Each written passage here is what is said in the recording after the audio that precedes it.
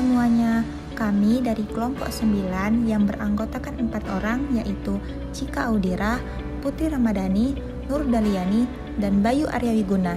Di sini kami berempat akan memaparkan materi tentang pengecualian terhadap perbuatan dan perjanjian yang bersifat monopoli. Monopoli dalam pengertian ekonomi merujuk pada penguasaan suatu sektor pasar oleh satu pihak sehingga menghilangkan atau mengurangi persaingan usaha yang sehat. Di Indonesia, larangan atas praktik monopoli diatur dalam Undang-Undang Nomor 5 Tahun 1999 tentang larangan praktik monopoli dan persaingan usaha tidak sehat. Namun, terdapat pengecualian tertentu yang dibenarkan oleh hukum, terutama untuk menjaga kepentingan masyarakat, mendukung inovasi, atau melindungi hak-hak tertentu seperti hak paten. Peta atau mapping. Peta konseptual mengenai pengecualian terhadap monopoli berdasarkan Undang-Undang Nomor 5 Tahun 1999 dapat dijabarkan sebagai berikut. 1. Larangan utama.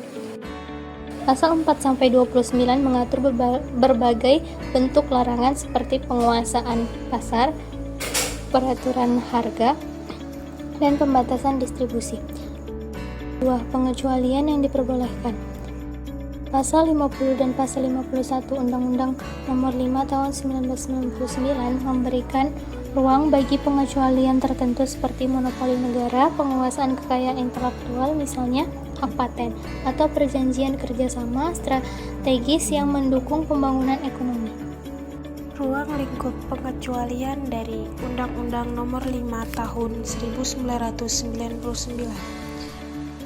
Undang-Undang Nomor 5 Tahun 1999 mengatur beberapa kondisi di mana perbuatan atau perjanjian yang bersifat monopoli tidak dianggap melanggar hukum. Yang pertama, monopoli oleh negara. Pasal 51 memperbolehkan monopoli jika dikelola langsung oleh negara atau diberikan kepada BUMN, badan usaha milik negara, demi kepentingan umum seperti penyediaan listrik dan air. Yang kedua, hak kekayaan intelektual. Pasal 50 mengatur bahwa pemilik hak cipta, hak paten, dan hak merek memiliki kewenangan penuh atas penggunaannya sehingga dapat menciptakan kondisi monopoli secara hukum. Yang ketiga, perjanjian internasional. Kerjasama yang dilakukan sesuai dengan perjanjian internasional juga menjadi pengecualian. Dan yang keempat, jenis usaha tertentu. Kegiatan usaha kecil yang dilakukan bersama-sama seperti koperasi juga dikecualikan dari larangan monopoli.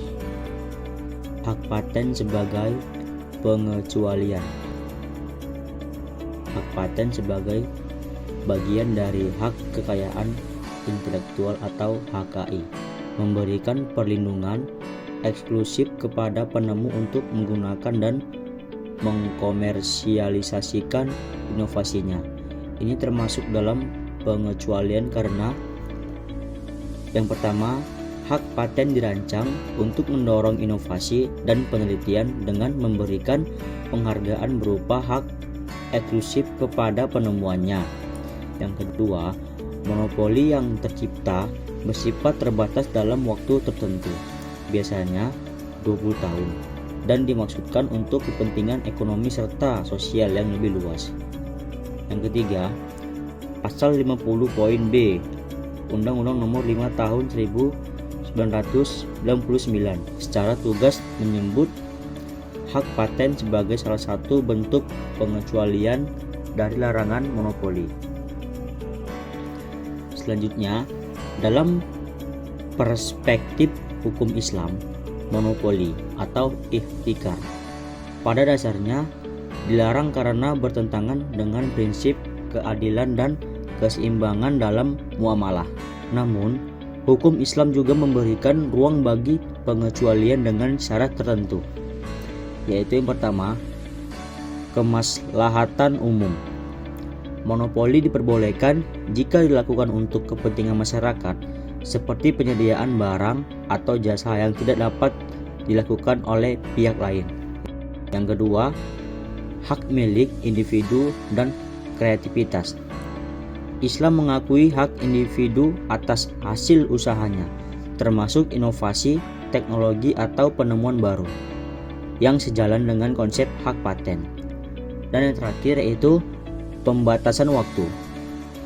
Monopoli yang diperbolehkan harus bersifat sementara dan tidak menciptakan kerugian bagi pihak lain.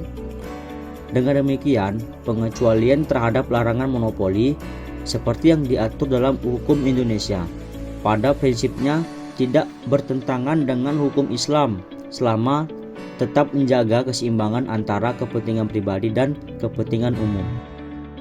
Sekian pemaparan materi dari kami. Bila ada kurang mohon dimaafkan. Assalamualaikum warahmatullahi wabarakatuh.